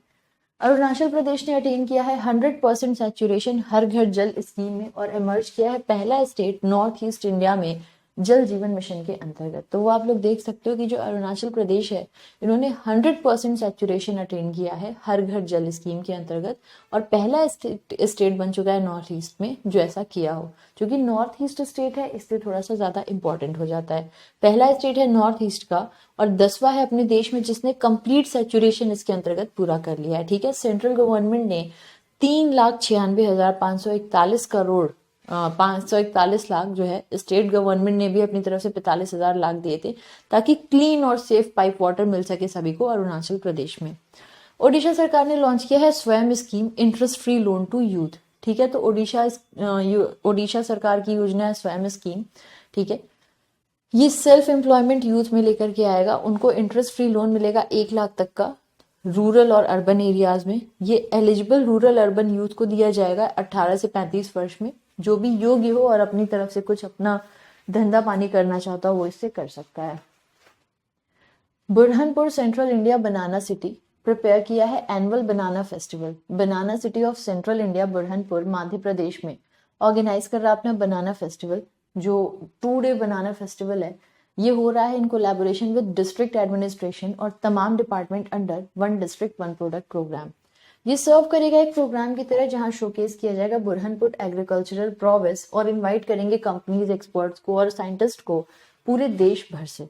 ठीक है, यूनियन एजुकेशन मिनिस्टर ने इनॉग्रेट किए हैं 211 पीएम श्री स्कूल्स को छत्तीसगढ़ में। ठीक है, तो इन्होंने 211 पीएम श्री स्कूल्स को छत्तीसगढ़ में इनॉग्रेट किया है। पीएम श्री स्कूल जो है एक सेंट्रल स्कीम है और अपने देश में इसकी अनाउंसमेंट की गई थी 7 सितंबर 2022 में। इसका मकसद है कि 14,500 पीएम श्री स्कूल्स आए। अब ये जो स्कूल्स को सिलेक्ट किया जाएगा वहां पे ओवरऑल बेहतर इंफ्रास्ट्रक्चर रखा जाएगा, हर चीज अच्छी की जाएगी उन स्कूल्स में, तो उनका चुनाव करके और उनको पीएम श्री के अंतर्गत बढ़िया बनवाया जाएगा। ठीक है, मेदाराम जटारा इंडिया का लार्जेस्ट ट्राइबल फेस्टिवल तेलंगाना में शुरू हुआ। ठीक है, तो आप लोग देख सकते हो कि तेलंगाना में ये फेस्टिवल अभी फिलहाल में शुरू किया गया है, जो सदर्न स्टेट की जो गॉडेस है उनको ऑनर करेगा। तेलंगाना मिनिस्टर पंचायती राज ने जो है इसका इनॉग्रेशन किया है। ट्राइबल डांस परफॉर्मेंस वगैरह होगा। समक्का सरलम्मा जतारा, यहाँ पे बहुत सारे मतलब लगभग 15 मिलियन ट्राइबल्स होंगे जो शायद पार्टिसिपेट करेंगे इस बार। मध्य प्रदेश ने लॉन्च किया है बैगलेस स्कूल ताकि स्टूडेंट स्ट्रेस को कम किया जा सके। ठीक है, तो स्टूडेंट स्ट्रेस को कम करते हुए इन्होंने कहा है कि बैगलेस स्कूल पूरे हफ्ते भर में एक दिन होना चाहिए 1 से 12 के बच्चों के लिए 2024-25 वाले एकेडमिक सेशन में। उत्तर प्रदेश पहला राज्य बन गया है जिन्होंने 5 करोड़ आयुष्मान कार्ड्स को इशू किया है अंडर आयुष्मान भारत प्रधानमंत्री जन आरोग्य योजना। तो ये आयुष्मान कार्ड उनको दिए जाते हैं जो लोग एलिजिबल होते हैं इस स्कीम के अंतर्गत। ठीक है, तो एक होता है आप लोगों का आभा आईडी। आभा आईडी किसी को भी दिया जाता है। आयुष्मान कार्ड एलिजिबल लोगों को दिया जाता है जिनको 5 लाख रुपए की इंश्योरेंस मिलती है। सोशियो इकोनॉमिक डेटा के अकॉर्डिंग इनका सिलेक्शन होता है। तो पहला ऐसा राज्य है जिन्होंने 5 करोड़ लोगों को ये कार्ड इशू किया है। केरल इंट्रोड्यूस कर रहा है इंडिया का पहला गवर्नमेंट ओन्ड ओटीटी प्लेटफॉर्म सी स्पेस। तो केरल के चीफ मिनिस्टर पिनाराई विजयन ने इनॉग्रेट किया है सी स्पेस। इंडिया का पहला गवर्नमेंट सपोर्टेड ओटीटी प्लेटफॉर्म है। कहाँ पर? केरलई थिएटर के अंदर इसको जो है किया गया है। अगला देखिएगा, केरल ने डिक्लेयर किया है man animal conflict as a state specific disaster. तो केरल ऐसा पहला राज्य बन गया है जिसने मैन एनिमल कॉन्फ्लिक्ट को एक डिजास्टर कहा है due to increasing animal attack fatalities. Basically क्या होता है कि जो भी ऐसी जगह हैं जहाँ पे ज्यादा मतलब एनिमल्स हैं या ओवरऑल ज्यादा ऐसा नेचर है, वहाँ पे दोनों ही रह रहे हैं, कुछ एरिया एनिमल की कुछ एरिया लोगों की, तो वहाँ पे ये कॉन्फ्लिक्ट्स देखने को मिलते हैं। एनिमल्स को लगता है कि हम अपने प्रे के लिए कहाँ जाएं, लोगों को लगता है कि हम अपनी खेती के लिए कहाँ जाएं, तो ये ऐसे कॉन्फ्लिक्ट्स होते हैं। इसको ध्यान में रखते हुए जो बढ़ती हुई फर्टेलिटीज थी, इसके लिए केरल ने क्या किया है, मैन एनिमल कॉन्फ्लिक्ट को एक स्टेट स्पेसिफिक डिजास्टर का नाम दे दिया है। अहमदनगर ने ऑफिशियली रिनेम किया गया अहिल्या नगर के नाम से महाराष्ट्र में। तो महाराष्ट्र की कैबिनेट ने अप्रूवल दिया है कि रिनेम किया जाएगा अहमदनगर डिस्ट्रिक्ट को अहिल्या नगर से क्वीन अहिल्याबाई होलकर के नाम पर। उत्तराखंड ने इनिशिएट किया है पिरुल लाओ पैसे पाओ स्कीम, ताकि फॉरेस्ट फायर को टैकल कर सकें। तो उत्तराखंड ने कहा है कि पिरुल लाओ पैसे लाओ स्कीम देंगे हम लोग, इससे फॉरेस्ट फायर को प्रोटेक्ट करेंगे बेसिकली, ठीक है। ये इनिशिएटिव से क्या किया जाएगा, जो भी कोऑपरेटिव्स वगैरह हैं उनसे कहा जाएगा कि जो पिरुल हैं वो लाएं, और मतलब कुछ ऐसे इस हिसाब से बेच रहे हैं कि 1 किलो 50 रुपये और समथिंग इस हिसाब से लाएंगे, जो ये लोग जलाते वलाते हैं, तो उससे शायद इसको स्टेट गवर्नमेंट कलेक्ट कर देगी और उसको उन्हें पैसे दे देगी, ठीक है। तो जो पाइन ट्रीज होते हैं ना उन्हीं के ही ये निकलते हैं, जो मतलब सूखे हो जाते हैं आप कह लो। अगला देखिएगा, फ्लिपकार्ट को फाउंडर बिनी बंसल ने लॉन्च किया है ई कॉमर्स स्टार्टअप ऑपडोर, ठीक है। तो फ्लिपकार्ट के को फाउंडर बिनी बंसल ने इंट्रोड्यूस किया है B2B business to business e commerce startup है, जिसका नाम है ऑपडोर। ये डिजाइन किया गया है कि ई कॉमर्स ब्रांड को उनकी एक्सपेंशन एफर्ट्स में मदद करेगा। किसने लॉन्च किया है, ये एक बहुत इंपॉर्टेंट पॉइंट है, तो वो आप लोगों को थोड़ा याद होना चाहिए, ठीक है। ओला के फाउंडर कृत्रिम इंडिया की पहली एआई, देखो एआई फील्ड की पहली यूनिकॉर्न है इसलिए थोड़ा इंपॉर्टेंट है। तो ओला के फाउंडर का है कृत्रिम, ये पहला एआई यूनिकॉर्न है भारत में बना, ठीक है। IREDA को ग्रांट किया गया है नवरत्न स्टेटस। तो IREDA Indian renewable energy development agency को ग्रांट किया गया है नवरत्न स्टेटस गवर्नमेंट के द्वारा एक स्टॉक एक्सचेंज फाइलिंग के मुताबिक।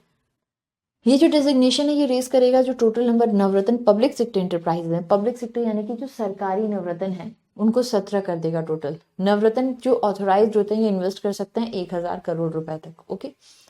इंडिया ने रिसीव किया है हाईएस्ट FDI सिंगापुर से 2023-24 में। मॉरिशस दूसरा सबसे बड़ा इन्वेस्टर हमारे देश में रहा, ठीक है। ये तो खैर हम लोग बहुत बार पढ़ चुके हैं ऑलरेडी, ठीक है। इनके अलावा Netherland, Japan, UAE, UK, Cyprus, Germany, Cayman island ये सभी थे।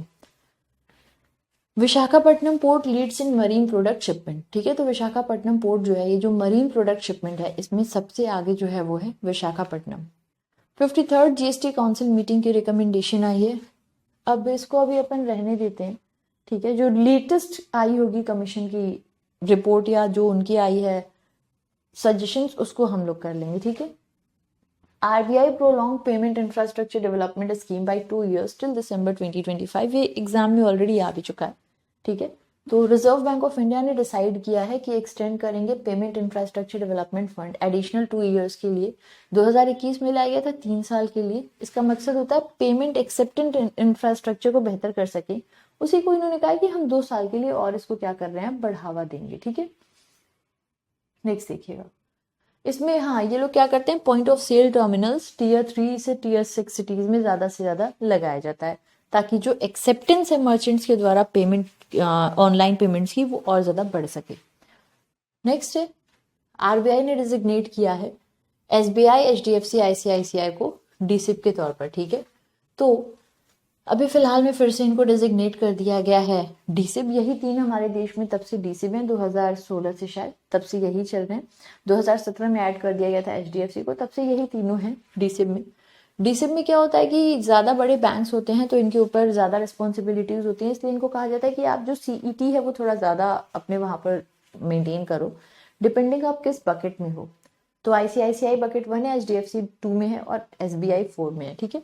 उसके मुताबिक SBI जो है बकेट 3 से 4 में आ गया है तो इन्हें 0.80 CET एक्स्ट्रा मेंटेन करना होगा।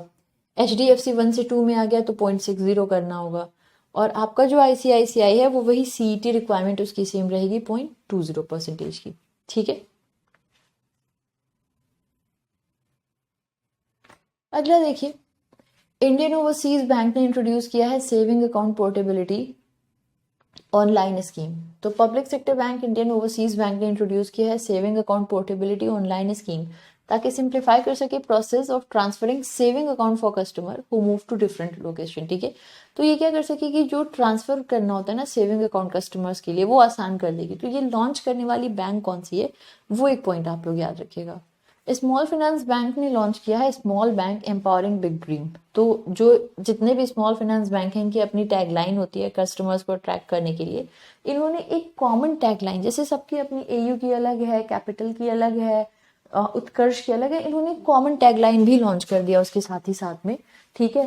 Small banks empowering big dream, ताकि ये दिखा सकें कि इनका बिजनेस मॉडल स्मॉल फाइनेंस में कितना सक्सेसफुल रहा है और स्मॉल स्केल इंडस्ट्रीज को कितना फायदेमंद है, ठीक है। तो association of small finance bank of India के जो सीईओ हैं उमा शंकर पालीवाल, उन्होंने नोट किया है कि प्रीवियस 7 ईयर्स में इन्होंने एक इफेक्टिवनेस देखी है फाइनेंशियल नीड जो मार्जिनलाइज सेक्शन है उसकी, और उसमें बहुत हेल्पफुल साबित रहे। फिनो पेमेंट बैंक अप्लाई किया है एसएफबी लाइसेंस के लिए आफ्टर बोर्ड एग्रीमेंट। तो पेमेंट बैंक है ये, और ये अब चाहता है कि एक पेमेंट बैंक की तरह एक स्मॉल फाइनेंस बैंक की तरह काम करे। तो जब जो भी क्वार्टर एंड हुआ है 31 दिसंबर को, आरबीआई ने रिसीव किया था एक एप्लीकेशन ऑन टैप लाइसेंसिंग के अंतर्गत, ठीक है, और ये फिनो पेमेंट ने दिया था। तो कन्वर्जन गाइडलाइंस है पेमेंट बैंक के लिए। इसके मुताबिक जो है इनका पास्ट 5 ईयर्स का ऑपरेशन होना चाहिए, मिनिमम कैपिटल रिक्वायरमेंट जो है वो भी होनी चाहिए कम से कम। वैसे तो अगर कोई पेमेंट बैंक चाहता है तो 100 करोड़ होना चाहिए, लेकिन अगर ये चाहता है एसएफबी की तरह खुद को कन्वर्ट करना तो 5 साल का इनका ऑपरेशन होना चाहिए और 200 करोड़ इनका मिनिमम कैपिटल रिक्वायरमेंट होना चाहिए। पेटीएम पेमेंट बैंक पे बैन लगाया गया बिकॉज पेटीएम की मतलब शेयर होल्डर्स के रिगार्डिंग देखा गया कुछ इन्फॉर्मेशन शेयर की जाई थी चाइना में, प्लस कुछ चीज़ें अमान्य थी जो ये कर रहे थे। तो इस वजह से जो पेटीएम पेमेंट बैंक है इस पे क्या लगाया गया है, बैन लगाया गया है। जो भी अथॉरिटी इनको मिली है सेक्शन 35 है बैंकिंग रेगुलेशन एक्ट के अंतर्गत, उसको ध्यान में रखते हुए इन्होंने ये बैन लगाया, ठीक है। तो आप लोग देख सकते हो एयू स्मॉल फाइनेंस बैंक ने फॉर्मर आरबीआई डिप्यूटी गवर्नर को अपना पार्ट टाइम चेयरमैन बनाया। किसको? मिस्टर एचआर खान को, ठीक है। किसने? AU small finance bank. AU small finance bank खुद को कन्वर्जन के लिए अप्लाई किया है। किसके लिए?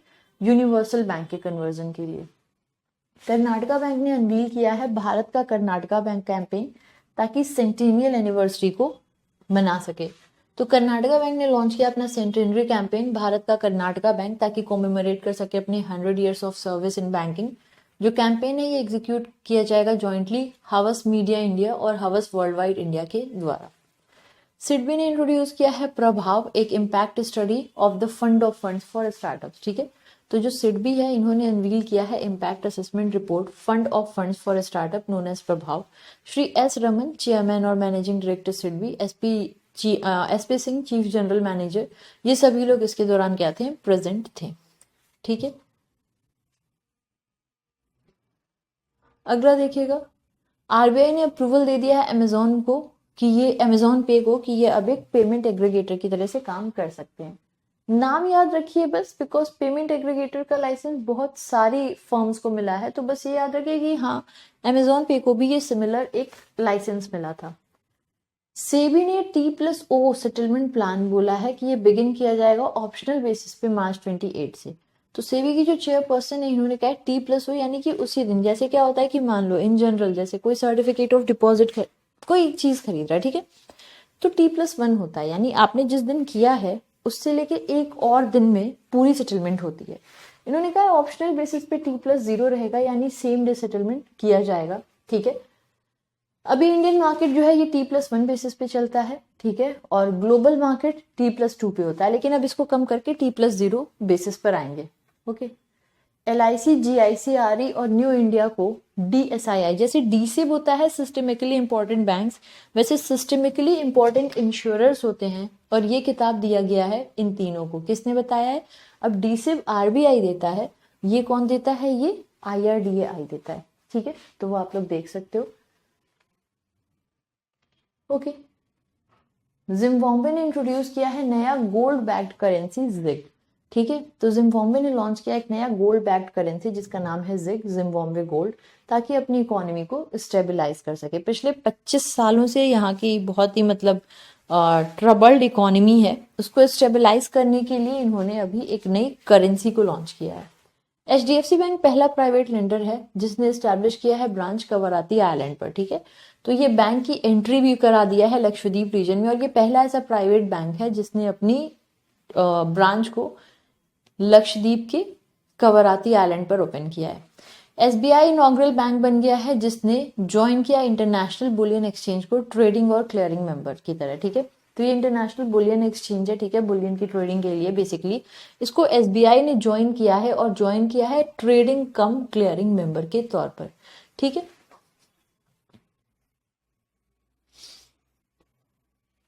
इंडिया थर्ड यूनिकॉर्न, अच्छा यूनिकॉर्न की भी हम लोग बात करें तो ये थर्ड यूनिकॉर्न है। जैसे भी हमने देखा ना कृत्रिम था, वो पहला AI यूनिकॉर्न था, ठीक है। 2024 का जो थर्ड यूनिकॉर्न था इट वॉज पोर्टर, ठीक है।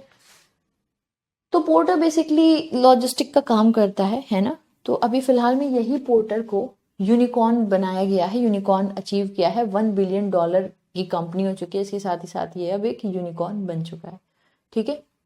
इंडिया ने इसके पहले कृत्रिम और परफ्यूस ये दो बने थे यहाँ पे, क्या ये दोनों बने थे आपके क्या नाम होता है इसका, यूनिकॉर्न, उनके बाद में पोर्टर बना। बैंक ऑफ महाराष्ट्र लीड कर रहा है पीएसयू लेंडर्स को बिजनेस ग्रोथ 24 में। तो बैंक ऑफ महाराष्ट्र ने हाईएस्ट ग्रोथ रेट अचीव की थी टोटल बिजनेस और डिपॉजिट मोबिलाइजेशन में ड्यूरिंग पीरियड, ठीक है, जिसे आप लोग देख सकते हो। पुणे का बेस्ड है ये, 15.94% इंक्रीज इनकी डोमेस्टिक टोटल बिजनेस में हुआ है और इन्होंने एसबीआई को पीछे कर दिया। अच्छा देखो, ये परसेंटेज में टोटल बिजनेस ने ये दिखा रहा है कि पिछले साल से आप परसेंटेज वाइज कितना देखे हो। अगर ओवरऑल बिजनेस देखा जाए तो वो एसबीआई का बड़ा है, लेकिन परसेंटेज में आप कितना बड़े हो उसमें बैंक ऑफ महाराष्ट्र ज्यादा अच्छा परफॉर्म कर रहा है। देन एसबीआई का टोटल बिजनेस डिपॉजिट काफी ज्यादा था, बट जैसा मैंने कहा परसेंटेज में ज्यादा अच्छा बीओएम कर रहा था।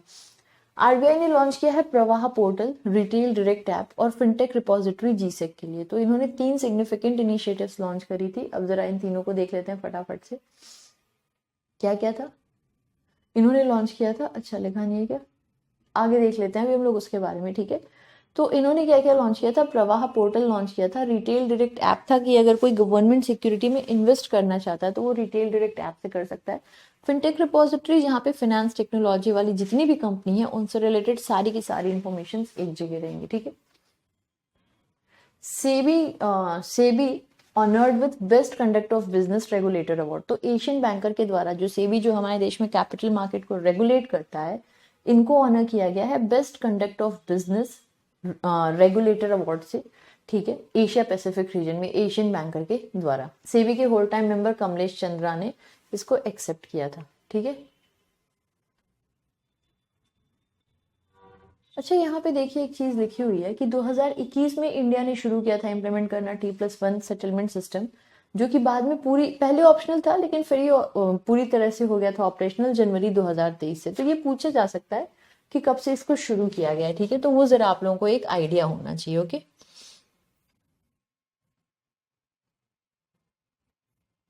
हाँ भाई,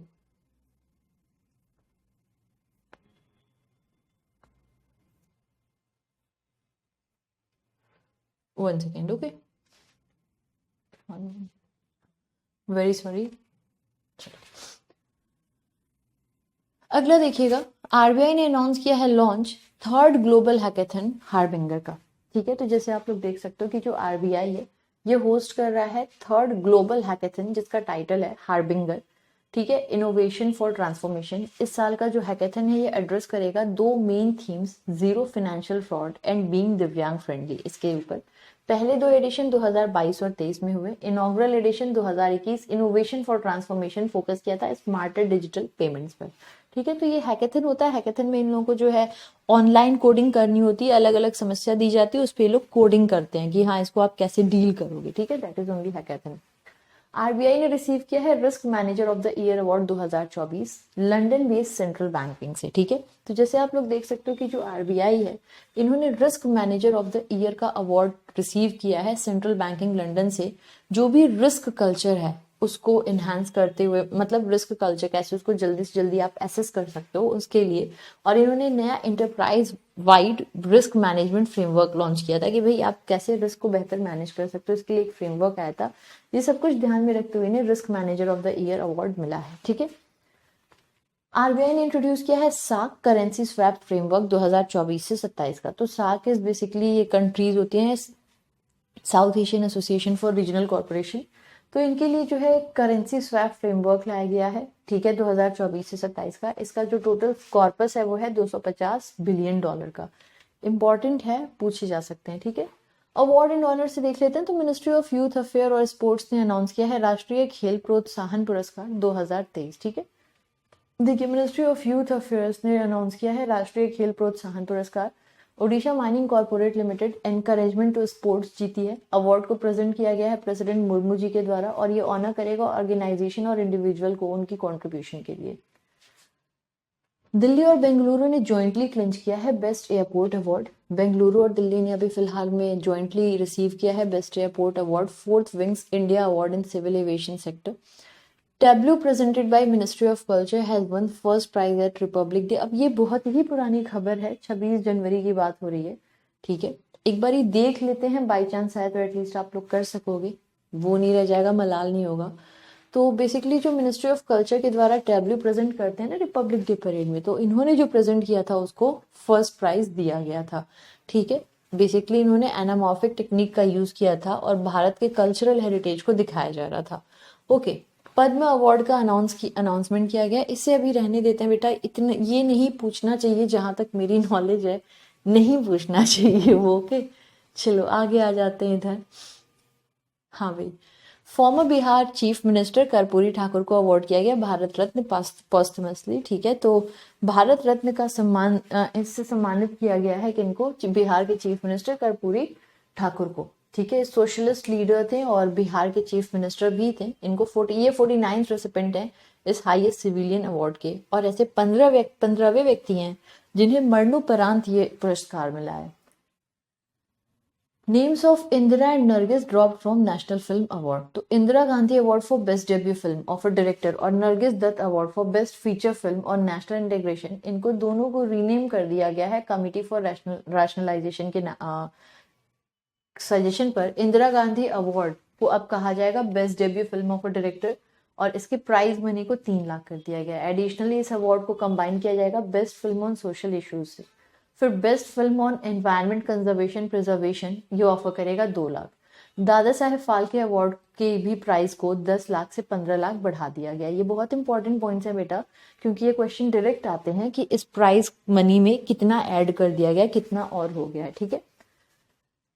Renowned Indian musician Shankar Mahadevan और जाकिर हुसैन फ्यूजन बैंड शक्ति one a prestigious Grammy award, ठीक है।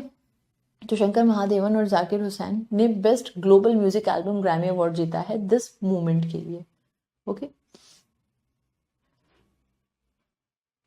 एडिशनली जाकिर हुसैन ने एक और भी ग्रैमी जीता है best global music performance category for his work on Pashto alongside Bela Fleck and Edgar Meyer featuring Rakesh Chaurasia. Shashi Tharoor conferred France highest civilian honour. तो शशि थरूर जी को अवार्ड किया गया है फ्रांस का highest civilian honour Chevalier de la Legion honour, और इन्हें ये receive किया है अवार्ड अगस्त 2022 में। फॉर्मल प्रेजेंटेशन फरवरी 2024 में की गई, ठीक है। नेक्स्ट, इंदिरा गांधी, अच्छा ये तो अभी हम लोगों ने देखा ही था, है ना। Yatin Bhaskar Duggal from Haryana wins first prize in national youth parliament festival, ठीक है। तो यतीन भास्कर दुग्गल हरियाणा से हैं जिन्होंने फर्स्ट प्राइज सिक्योर किया है नेशनल यूथ पार्लियामेंट फेस्टिवल 2024 में। While Vaishnav Pichai from Tamil Nadu and Kanishka Sharma from Rajasthan won second and third prizes respectively. 87 state level winners gathered in New Delhi for finals of youth parliament, ठीक है। लोकसभा स्पीकर ओम बिरला ने हाईलाइट किया था कि यूथ का कितना बड़ा रोल है हमारे देश में, और ये कितना मतलब हमारी जो जर्नी होने वाली है विकसित भारत बाय 2047, इसमें कैसे हमारे लिए मतलब पूरे देश को कैसे बेनिफिट भी कर सकते हैं। ऑस्कर 2024 की लिस्ट है बेटा, ये आप लोग देख लेना, इसकी जो लिस्ट है, ठीक है। टीएम कृष्णा को संगीता कलानिधि अवार्ड मिला। तो रिनाउंड कार्नेटिक वोकलिस्ट और मक्सेसे अवार्ड रेसिपेंट हैं टीएम कृष्णा। इन्हें चूज किया गया है Sangita Kalanidhi award by Music Academy. N Murali president of Music Academy inform किए हैं mister Krishna of honour while he was performing with his wife Sangeetha and students at saint Tyagaraja memorial Thiruvaiyaru, ठीक है। चलो अगला देखिएगा। इंडिगो को अवार्ड किया गया है airline of the year at air transport award. तो इंडिगो एयरलाइन हम सभी जानते हैं, इनको airline of the year award से सम्मानित किया गया है, और ये कहाँ हुआ था, basically air transport award Greece Athens में हो रहा था, वहां मिला है। इंडिगो ने एक माइलस्टोन अचीव किया था, इंडिया का पहला ऐसा करियर जो ऑपरेट कर रहा था 2000 डेली फ्लाइट्स को। इसी के साथ में इन्हें इस अवार्ड से सम्मानित किया गया था। 2024 एयर ट्रांसपोर्ट अवार्ड ऑर्गेनाइज किया गया था हर्मिस के साथ में मिलकर के।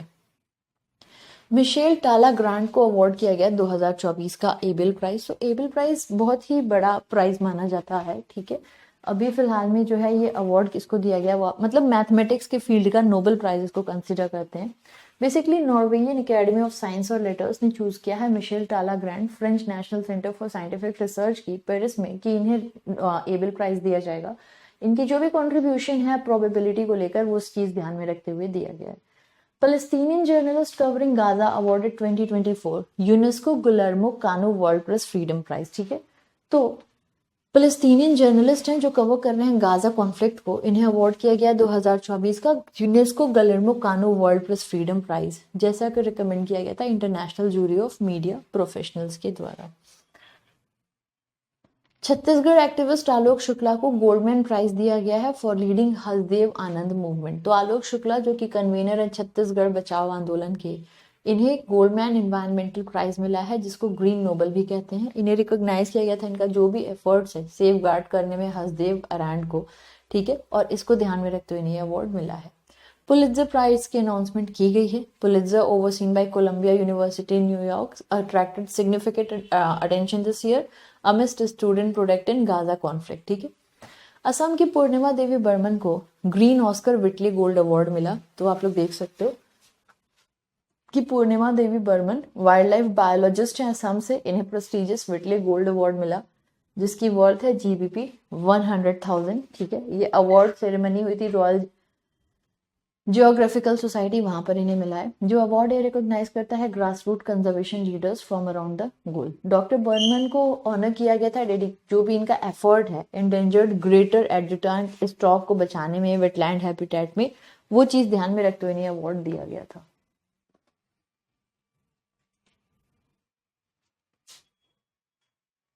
इंडिया होस्ट कर रहा है भारत पर्व 77th कांस फिल्म फेस्टिवल। तो इंडिया जो है भारत पर्व 77th कांस फिल्म फेस्टिवल अपने वहां पे होस्ट कर रहा है। ये मार्क करेगा फर्स्ट टाइम जब इंडिया भारत पर्व कांस फिल्म फेस्टिवल पर जो है इसको होस्ट करेगा साइमल्टेनियसली। इस इवेंट के दौरान ऑफिशियल पोस्टर और ट्रेलर जो 55th इफी का है उसको भी शोकेस किया जाएगा। पवन सिंधी को ऑनर किया गया global pride of Sindhi award. तो पवन सिंधी को ऑनर किया गया है global pride of Sindhi award, एक सेरेमनी जो अटेंड किया गया था डिस्टिंग्विश्ड सेंट्स और महात्मास के द्वारा। इस इवेंट को रिकॉग्नाइज किया गया है मिस्टर सिंधी की एक्सेप्शनल कंट्रीब्यूशन अपनी सोसाइटी में जो भी है उसके लिए। निमहांस को WHO का नेल्सन मैंडेला अवार्ड मिला है हेल्थ प्रमोशन के लिए। तो national institute of mental health science and neuro science को जो है लीडिंग मेंटल हेल्थ इंस्टीट्यूशन को अभी अवार्ड किया गया है Nelson mandala award health promotion के लिए। ये अवार्ड रिकॉग्नाइज करता है इनकी जो भी आउटस्टैंडिंग कंट्रीब्यूशन है जो इंडिविजुअल इंस्टीट्यूशन ऑर्गेनाइजेशन देता है हेल्थ प्रमोशन में, उसको ध्यान में रखा जाता है। विनोद गणत्र को Nelson mandala life time achievement award मिला है। तो वो एक इंपॉर्टेंट पॉइंट है, ठीक है, याद रखिएगा आप लोग। खैर, अब ये अपॉइंटमेंट एंड रेजिग्नेशन से हम लोग अपनी नेक्स्ट क्लास में करेंगे, वो भी आप लोगों को जल्द से जल्द मिल जाएगी। ठीक है, ऐसे हम लोग इसको 4 पार्ट्स में कवर कर लेंगे जो आपको कल से परसों तक सारे पार्ट्स मिल जाएंगे। I hope you people have like the session. ये सिर्फ और सिर्फ रिवीजन के लिए है सो दैट आप लोगों को बार बार पढ़कर बहुत ज्यादा जो होता है ना टेंशन वो नहीं होगी, क्योंकि साथ साथ रिवीजन करेंगे तो चीजें आसानी से हो जाएंगी। अगर आपको ऐसी और भी वीडियोस चाहिए कैप्सूल रिवीजन की IBPS PO मेंस के लिए तो आप लोग ज्वाइन कर सकते हो हमारे फिजिक्स वाला ऐप पे GA क्रांति बैच को, और इसके अलावा मेन सिलेक्शन 2.0 बैच को। इन दोनों बैचेस में आप लोगों को मिल जाएगी मेरी ये दोनों की दोनों revision videos. IBPS PO mains के लिए जो कैप्सूल है इसकी 4 पार्ट्स में रिवीजन हो रही है, जिसकी एक पार्ट की रिवीजन आपकी हो गई है। रिमेनिंग 3 पार्ट्स आप लोगों को क्रांति बैच और मेन सिलेक्शन 2.0 बैच में मिल जाएगी।